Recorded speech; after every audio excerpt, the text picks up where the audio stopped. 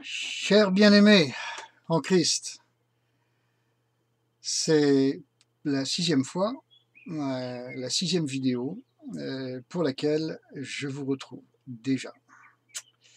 Alléluia. Soyez bénis, mes amis. Beaucoup, beaucoup, beaucoup, et plus que cela encore, soyez bénis par le Père, au nom de Jésus-Christ, notre Seigneur, par la puissance du Saint-Esprit, soyez bénis. Voilà, pour cette vidéo, j'aimerais revenir sur certains points que je pense soit avoir oubliés ou soit avoir incomplètement traités dans les exercices précédents, sur certains sujets. Donc, quand je fais une vidéo, je me revisionne, bien sûr, et quand je le fais, évidemment, je vois un certain nombre de choses que j'aurais aimé faire mieux, où je constate des oublis, enfin, etc. Peut-être vous ne le voyez pas forcément, mais moi je le vois. Voilà. Des fois aussi, il y a des citations bibliques qui sont données qui ne sont pas tout à fait exactes, c'est possible, mais je compte sur vous pour rectifier. Je crois que j'ai dû mélanger les pédales en mentionnant le psaume 51. Il y avait un verset 51, mais c'était pas du psaume. C'était pas non plus le psaume 51. Voilà. Bon, je pense que nombre d'entre vous êtes suffisamment accoutumés à la parole de Dieu pour rectifier tout ça quand c'est nécessaire. Je m'excuse quand ce n'est pas tout à fait aussi précis que ça et profond que ça devrait l'être. Alors, je souhaiterais d'abord revenir sur nos racines divines et célestes. Vous vous souvenez que nous avions traité ce domaine, ces 4 niveaux de racines, et le 4e, celle que je viens de mentionner.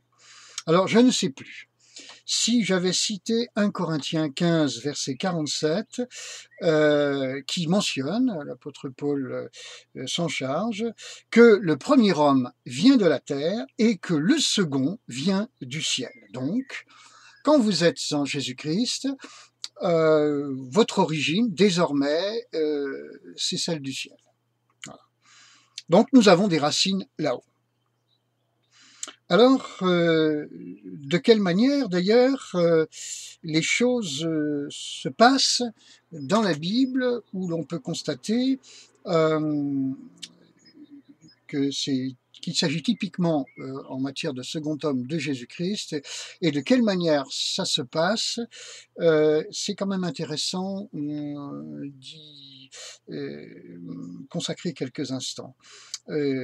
Alors ça se passe par Dieu qui annonce cette venue, par la bouche du prophète Ésaïe, au chapitre 9 et au verset 1, je lis le texte, il est dit « Le peuple qui marche dans les ténèbres voit une grande lumière ». Voilà, voit une grande lumière. Fin du verset 1, une lumière resplendit. Voilà, donc c'est une grande lumière qui resplendit, c'est ce qui est annoncé, et j'ai la tentation de penser que en Matthieu chapitre 2, avec l'épisode des mages, cette fameuse grande lumière, eh bien, eux, ils l'ont vue, et c'était sous forme de cette étoile. Cette étoile. Et Apocalypse, alors tout à la fin de nos Bibles, chapitre 22, et au verset 6, ou 16, pardon, Apocalypse 22, 16, dit ceci, « Moi, Jésus, j'ai envoyé mon ange pour vous attester ces choses dans les églises. Je suis le rejeton et la postérité de David, l'étoile brillante du matin. » Donc, je crois qu'il est quand même permis de penser que cette fameuse étoile, c'est effectivement l'étoile de David, c'est cette brillante étoile du matin, et que Jésus-Christ, évidemment, est cette grande lumière qui est l'étoile de David. Au passage, Jean 4, 22, les racines juives arrive, se manifeste sur terre, mais par les racines juives d'abord, qui elles existent depuis toute éternité, sont venues nous toucher par l'œuvre de la croix, par l'œuvre de Jésus-Christ, par son sang versé. Voilà. Alors évidemment, cette grande lumière qui se lève, cette étoile, cette postérité de David, ce sont ces racines célestes qui descendent, qui atterrissent sur terre, qui passent par l'entité juive, et donc évidemment, en premier lieu, nous voyons nos racines juives, mais comme je vous l'ai expliqué, on ne peut pas s'en arrêter là.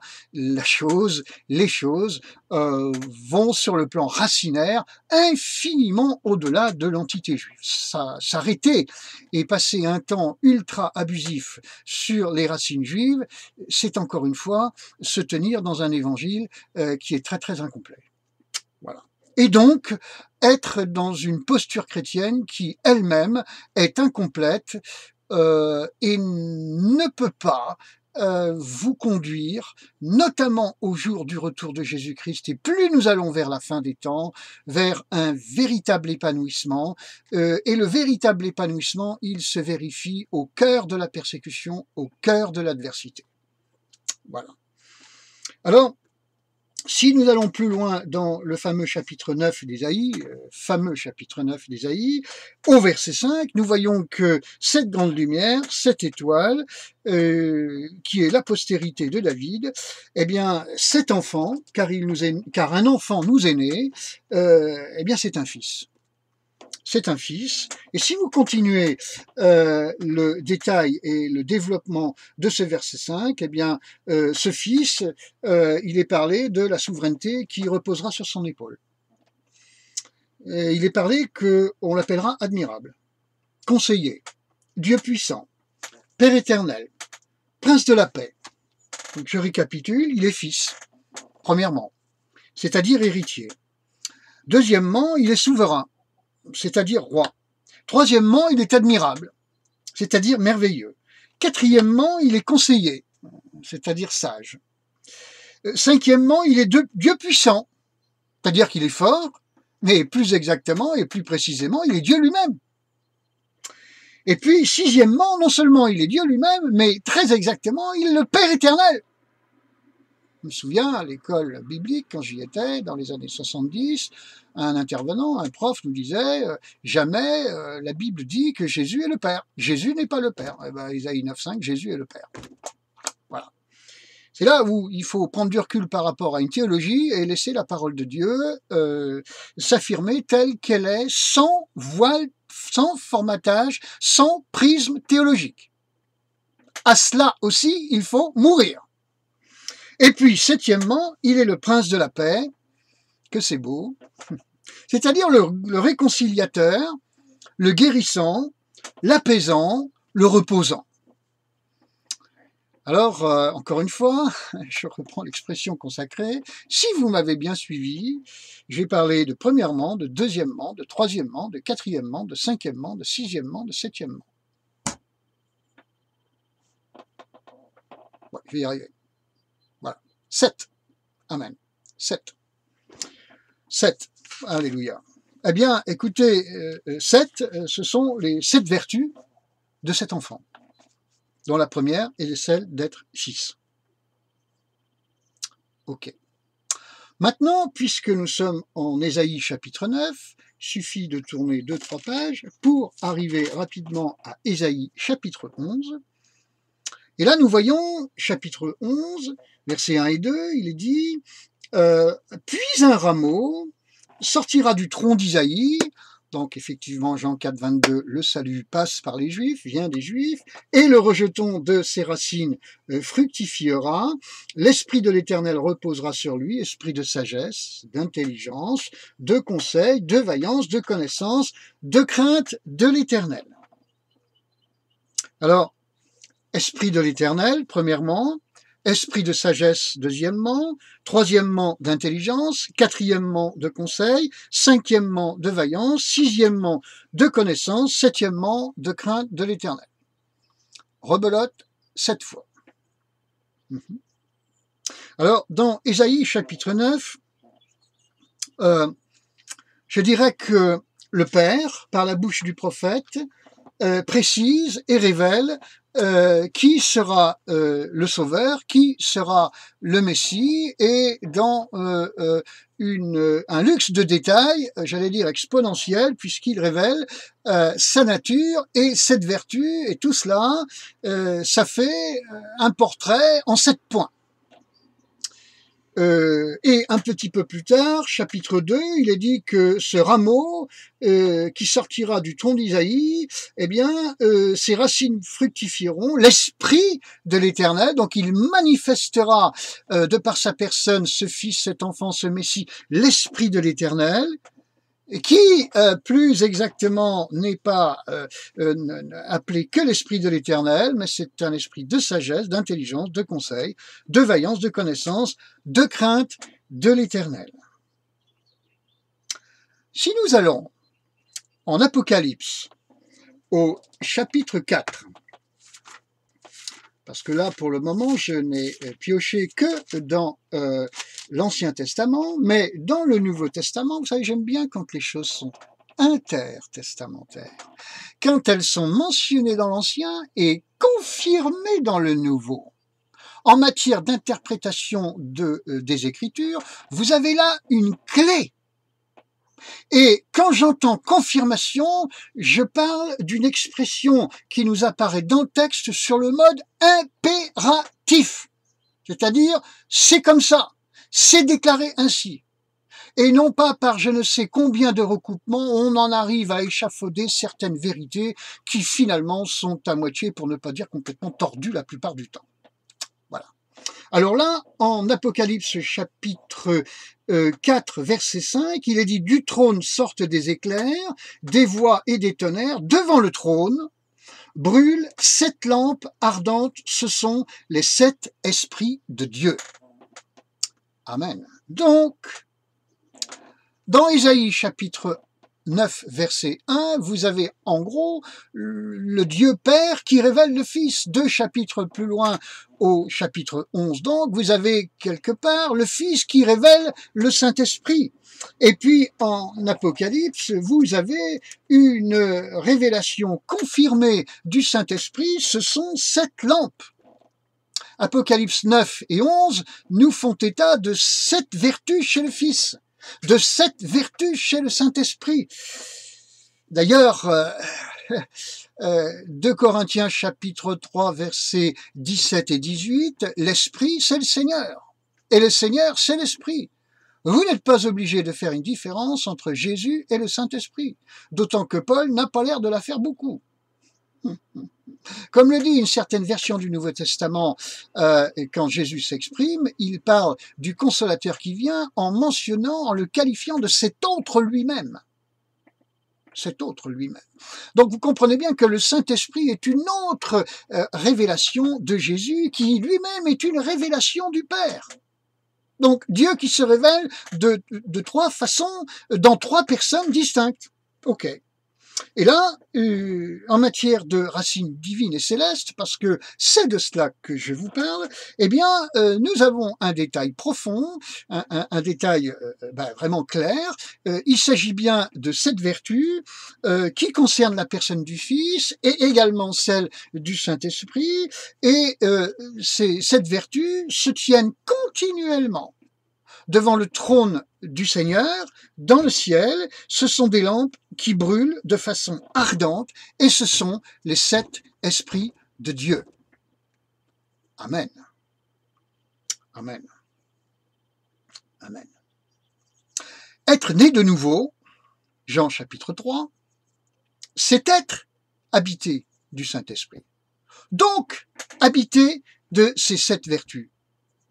C'est posséder dans notre vie ces 7 lampes. Devant le trône, elles sont ardentes. Dans notre vie, comment sont-elles? La Bible dit, examinez-vous vous-même.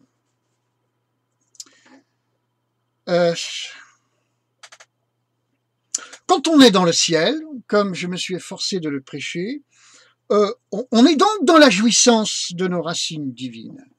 Et se tenir et proclamer que nous sommes, et proclamer résolument que nous sommes dans le ciel, c'est se tenir dans la présence de cette lumière parfaite.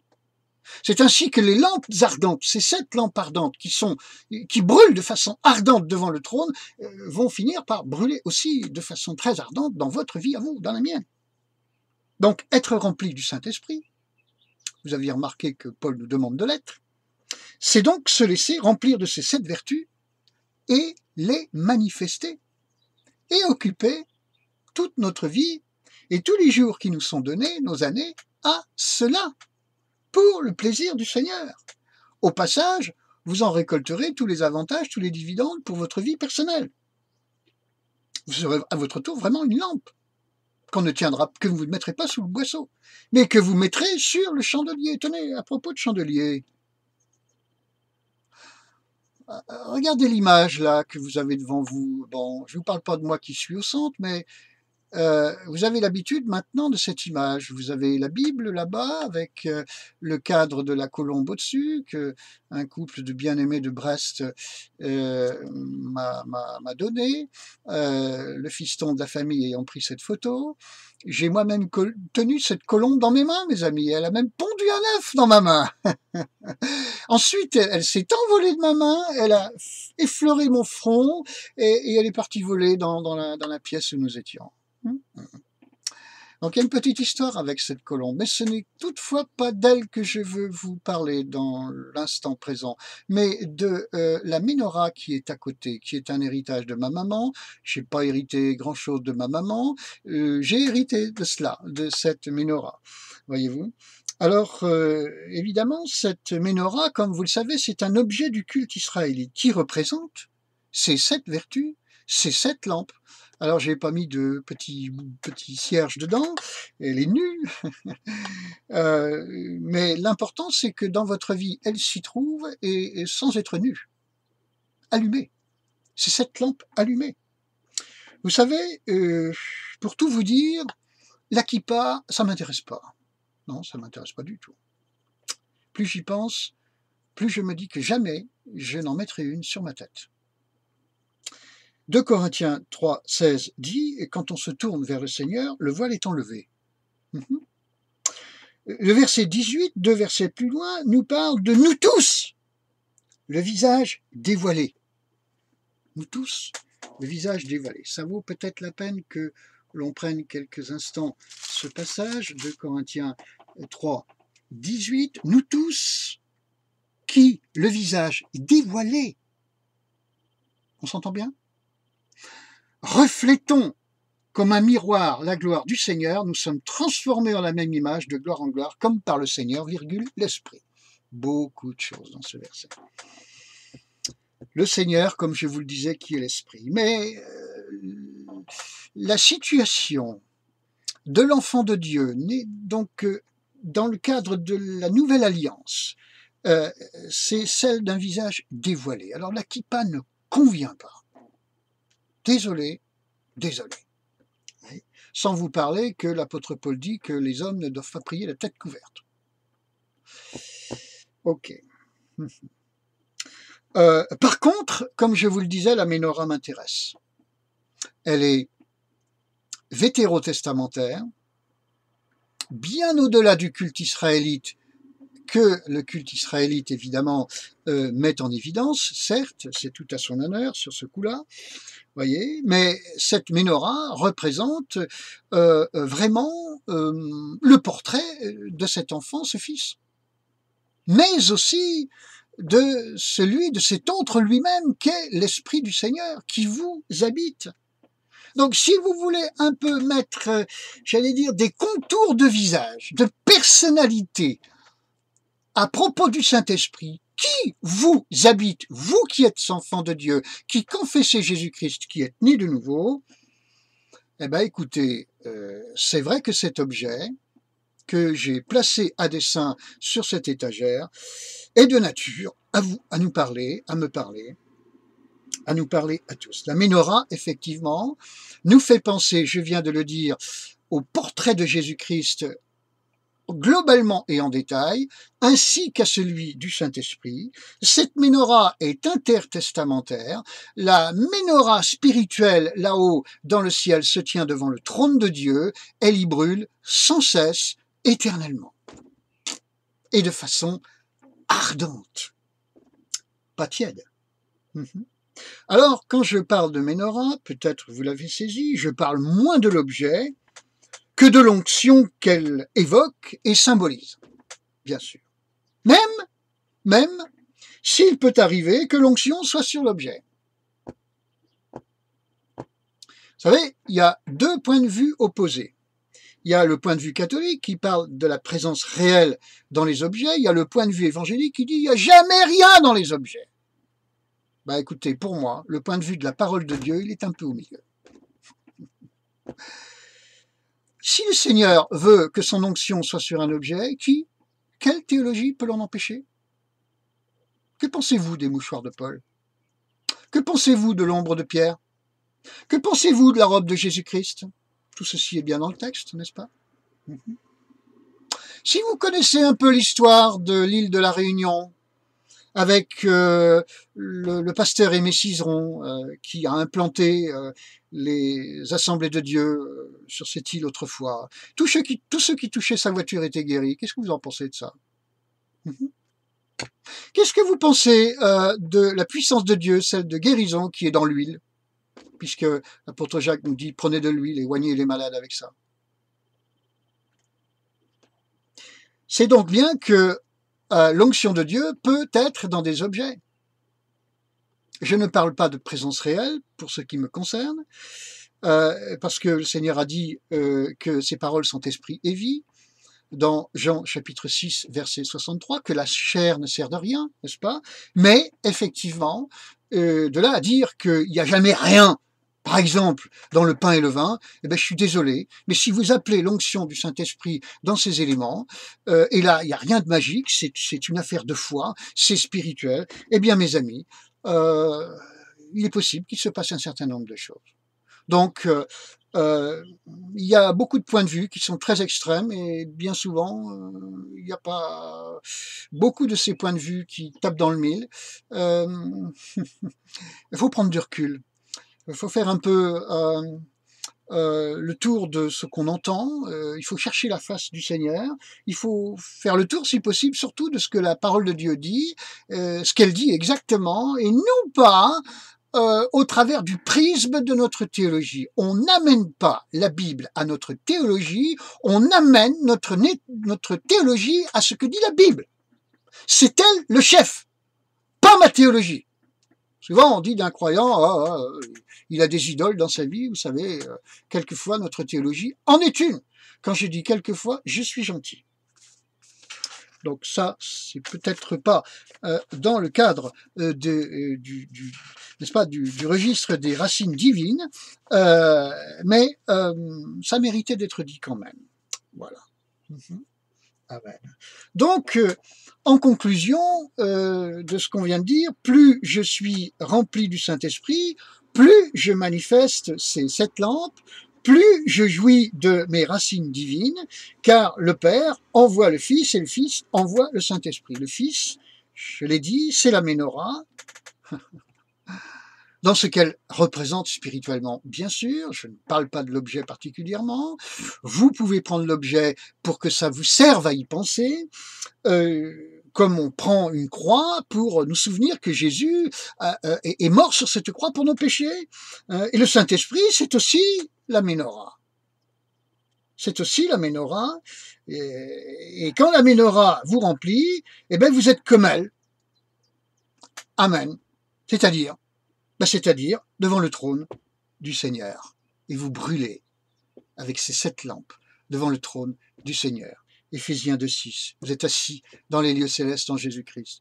C'est tellement bien dit par l'apôtre Paul. Qu'est-ce qu'on fait là-haut quand on est assis dans la présence du Seigneur? Éphésiens chapitre 2, verset 6. Eh bien, Philippiens 3,20 nous dit que nous, de là-haut, nous attendons le retour de Jésus-Christ. Et dans quelles conditions nous sommes là-haut? Avec cette lampe. Et elle brûle de façon ardente. Alors que la menorah spirituelle, je parle de celle de l'onction, je parle de celle du Fils, je parle de celle, et le Fils habite en vous par le Saint-Esprit, que cette menorah, que ces 7 lampes ardentes brûlent en vous de plus en plus, de plus en plus, de plus en plus. Mes bien-aimés, au nom de Jésus-Christ, je vous le souhaite de tout mon cœur. Saint-Esprit, remplis-nous, remplis-moi, fais briller tes 7 lampes en moi, et que mon témoignage soit une menorah vivante. Amen. Amen. Amen, mes amis. Alléluia. Alors, un autre sujet que je souhaitais traiter aussi avec vous, sur lequel je souhaitais revenir, parce que je trouve là aussi que je l'ai passé en revue un peu trop rapidement, pas assez profondément, pas assez complètement, loin de là, c'est Ananias et Saphira, acte 5. Ananias et Saphira, vous savez, Pierre leur reproche d'avoir menti à l'Esprit Saint et d'avoir tenté l'Esprit du Seigneur. Voilà. Particulièrement, exactement. Satan a rempli le cœur d'Ananias, sa femme a souscrit, voilà, Ananias a laissé Satan le remplir son cœur au point que Ananias a menti à l'Esprit Saint et tenté l'Esprit du Seigneur. Qu'est-ce que ça veut dire? Faut ventiler, hein. Oui. Sans doute, ça veut signifier que nous faisons dire au Saint-Esprit ce qu'il n'a pas dit. Nous le faisons mentir.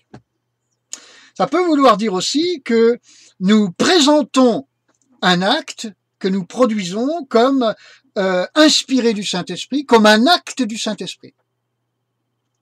Nous le faisons mentir. Je vais m'expliquer, j'ai bien des exemples qui me viennent. Par exemple, autrefois, dans un grand rassemblement en Bretagne, rassemblement d'église, on avait confié la louange à mes enfants, et l'un de mes fils était le leader de ce groupe de louange. Alors il s'exécute, il loue le Seigneur, il emmène tout le rassemblement dans la louange et l'adoration, comme il avait l'habitude de le faire.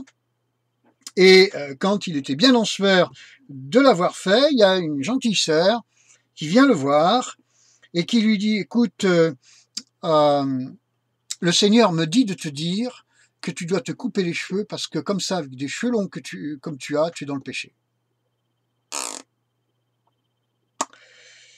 Un autre exemple, encore une sœur, une femme, pas française cette fois-ci, ça fait un peu récréatif par rapport à nous, à l'issue pendant un culte, s'adresse à toute l'assistance pour nous dire que le Seigneur l'avait réveillé à 5 heures du matin pour lui préciser que nous étions tous des impurs. Tous des impurs. Tant pis pour le sang de Jésus-Christ qui nous purifie de tout péché, là, pour le coup. Ça avait plus l'air de faire beaucoup, là. Hein, voilà. Alors, en réalité, cette sœur, la seconde que je vous mentionne, elle cherchait à nous discréditer, à nous dominer et à se débarrasser de nous. C'est bien ce qu'on avait compris. Elle était judaïsante, et comme nous ne l'étions pas, nous étions donc des impurs. Voilà. Vous ne suivez pas les fêtes à l'Éternel, vous ne faites pas ça le samedi, donc circulez, il n'y a rien à voir, vous êtes impurs. Allez, oust. Voilà. C'était ça, hein, les éléments. Voilà. Et elle prétendait parler de la part du Saint-Esprit. Ces deux femmes que je vous ai citées prétendaient parler de la part du Saint-Esprit. C'est dangereux de faire ça. C'est dangereux. Et pourtant, mes amis, au fil de l'histoire, il est long, le contingent de ceux et celles qui ont pu le faire. Moi-même, puis-je vous dire que je ne l'ai jamais fait. Seigneur, nous te demandons pardon pour toutes nos paroles vaines et pour toutes les fois où on t'a fait mentir, Esprit Saint. Toutes les fois où l'on t'a tenté. Dans ta bonté, tu ne nous as pas traités comme Ananias et Saphira le furent. Donc, vous l'avez compris, il s'agit de détourner à son intérêt la parole du Seigneur.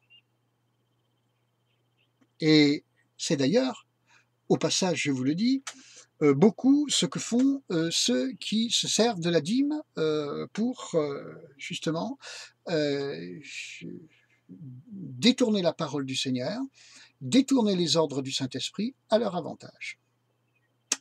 Voyez.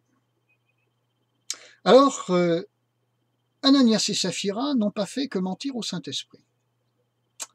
En plus de cela, ils ont aussi menti à Pierre. Ils ont aussi menti à Pierre.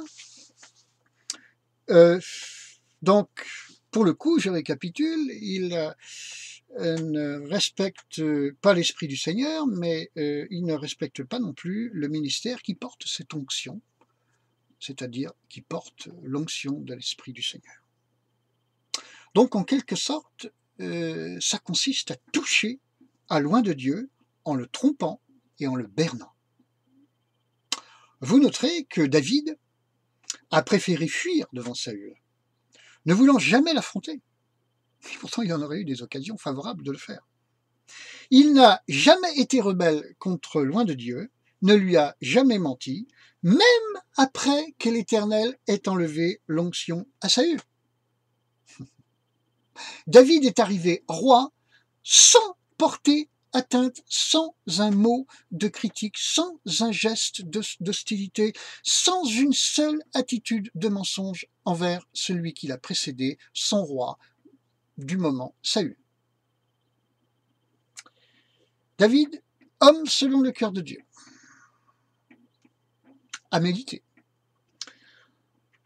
Alors, c'est vrai qu'il est hautement souhaitable de ne jamais entrer en conflit avec un serviteur de Dieu, de ne jamais lui mentir.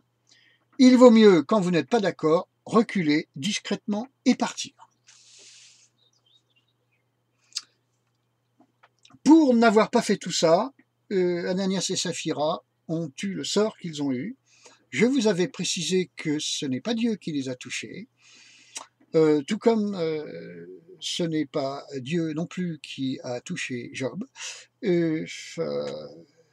Donc, c'est Pierre qui a pris la décision, et je vous avais mentionné 3 passages pour justifier l'attitude, en tout cas bibliquement basée l'attitude de Pierre. Pierre avait délégation de faire ce qu'il a fait, il l'a fait. Voilà.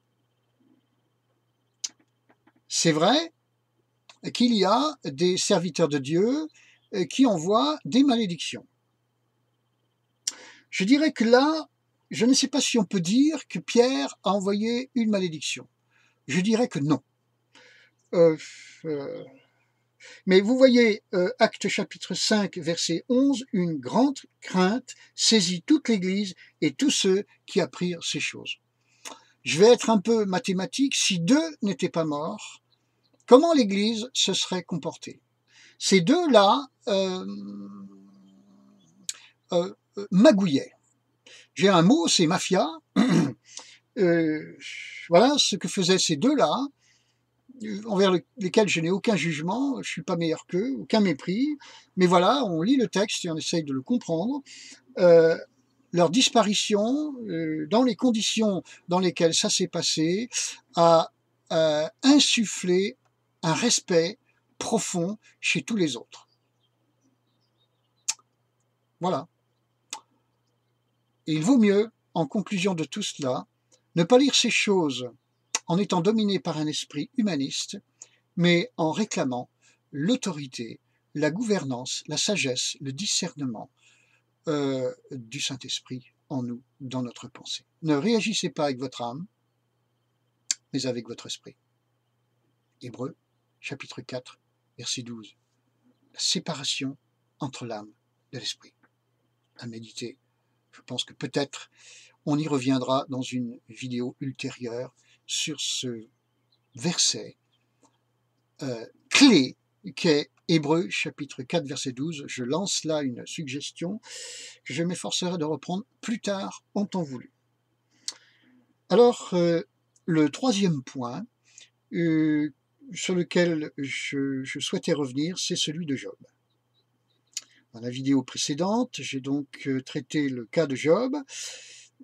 j'estime ne pas avoir dit assez clairement que la moralité de l'histoire concernant Job, évidemment, est illustrée par sa parole fameuse du chapitre 42, verset 5. J'avais entendu parler de toi, maintenant mon œil te voit, mais j'ai quand même envie un petit peu de revenir sur le détail de cette fabuleuse parole. Quand il dit j'avais entendu parler de toi, il aborde à ce moment-là une étape, il souligne à ce moment-là une étape dans laquelle il abordait Dieu avec sa propre justice. Donc, il avait la trouille de Dieu. Quand il dit « maintenant mon œil te voit », cela signifie que désormais il aborde ce même Dieu, mais par la justice de Dieu. Évidemment, la justice de Dieu, 1 Corinthiens 1,30, c'est Jésus-Christ. Il a été fait justice. Regardez prenons quelques instants ce verset de 1 Corinthiens 1,30. Qui lui aussi est un verset absolument clé. Il est dit, or par lui, vous êtes en Jésus-Christ, qui de par Dieu a été fait pour nous sagesse, justice, sanctification, rédemption. Cela signifie que sagesse, justice, sanctification et rédemption ne sont pas premièrement des vertus, mais une personne qui s'était incarnée et qui aujourd'hui est assise à la droite du Père. Justice, c'est une personne, c'est celle de Jésus-Christ. Il est ma. Quand vous dites que Jésus est votre sauveur, vous dites qu'il est votre justice, votre sagesse. Vous trouvez que vous manquez de sagesse? Jésus est votre sagesse. Et comme il habite en vous, sagesse habite en vous. Justice habite en vous. Sanctification, ah, il y en a tellement qui veulent se sanctifier, je comprends, mais sanctification habite en vous. Vous avez besoin de pédaler, là, la tête dans le guidon pour vous sanctifier, mais sanctification habite en vous. Contentez-vous de confesser cela, et le Saint-Esprit fera le reste. En confessant cela, vous êtes au cœur de la parole de Dieu, du Nouveau Testament, de l'enseignement paulinien. Waouh! Confessez que rédemption habite en vous. Vous vous sentez à moitié mort, mais confessez que rédemption habite en vous. Englué dans vos péchés, mais confessez que justice habite en vous. Il est votre justice. Maintenant, votre œil le voit. C'est Job 2, le retour. Job en version Nouvelle Alliance. Amen. C'est ce que je n'avais pas dit à propos de Job. Donc, si vous le voulez, l'histoire de Job est regardable comme celle justement de ces deux alliances. Il y a la première alliance où tu essaies d'accomplir la loi pour te sauver, ta justice. Et puis la seconde, le Nouveau Testament, où tu crois et tu confesses que Jésus-Christ est ta justice, qu'il a accompli la loi pour toi et qu'il t'a sauvé. L'histoire de Job est là pour nous illustrer celle des deux alliances dans leur contenu respectif pour chacune d'elles. Amen. Alors, j'aimerais, avant de terminer, souligner un quatrième point. J'ai parlé aussi dans une vidéo précédente, et à mon avis un peu à l'emporte-pièce, un peu trop rapidement, des lanceurs d'alerte. Il y en a beaucoup. Chrétiens, lanceurs d'alerte. Ils se définissent eux-mêmes comme des lanceurs d'alerte. Si vous les écoutez bien, ils sont sur Facebook, ils sont sur YouTube, ils sont sur tous ces réseaux. Pas compliqué de les trouver, ils arrivent vite. Peut-être même sur Facebook, vous êtes ami d'un lanceur d'alerte. Probablement. Mais ces lanceurs d'alerte, quand j'en ai parlé un petit peu trop vite à mon goût, j'ai voulu dire, et là je vais insister quand même, ils se transforment non rarement en lanceurs de pierre. Ces lanceurs d'alerte se transforment en lanceurs de pierre, ou si vous le voulez, ce n'est plus qu'ils alertent, c'est plutôt qu'ils lapident. Voilà. Alors je dirais que ce n'est pas parce que Jésus a traité Hérode de renard et qu'il faut se permettre d'en faire autant. Vous savez, Jésus a renversé les tables et les chaises dans le temple, voilà, les plateaux des changeurs, tout ça. Et parce qu'il l'a fait, nous allons en faire autant dans l'église d'à côté qui ne nous plaît pas, parce qu'elle ne nous plaît pas. Je ne sais pas si c'est là la véritable imitation de Jésus-Christ. Certes, imitons Jésus-Christ, mais dans le discernement du Saint-Esprit. Et ce même Jésus-Christ, Jean chapitre 16, verset 13, nous a dit que le Saint-Esprit viendrait et qu'il nous introduirait dans toute la vérité. Ce passage, pour moi aussi, ce verset, Jean 16, 13, est absolument clé. Le Saint-Esprit, Jésus l'envoie et il nous introduit dans toute la vérité. J'allais dire toute la vérité que l'on a besoin de connaître pour la meilleure des navigations en Jésus-Christ, dans notre vie personnelle, au milieu de nos semblables ici-bas sur cette terre. Oui, 1 Corinthiens chapitre 14, nous ne sommes que dans le partiel. Mais si nous laissons le Saint-Esprit nous introduire dans toute la vérité dont parle Jésus, je pense que ce partiel, bien qu'il reste partiel, va tourner quand même dans des allures de vérité, de qualité, de vie chrétienne de victoire. 1 Corinthiens 1, 30. Relisez. Jésus-Christ habite en vous, par la personne et le ministère du Saint-Esprit. Ce sont ces 7 lampes. Amen.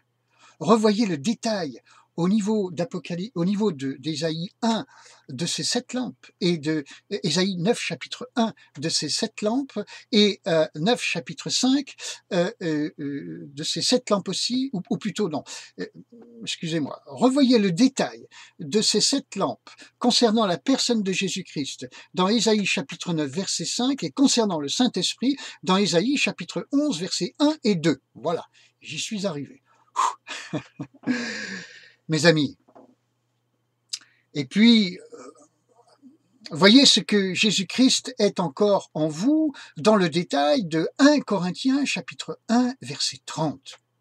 Et confessez que le Fils, par la personne et l'œuvre du Saint-Esprit, est et fait en vous. Confessez ces choses au lieu d'essayer d'être meilleur. Confessez ce que dit la parole de Dieu en vous, ça sera suffisant pour le boulot que le Seigneur attend de vous.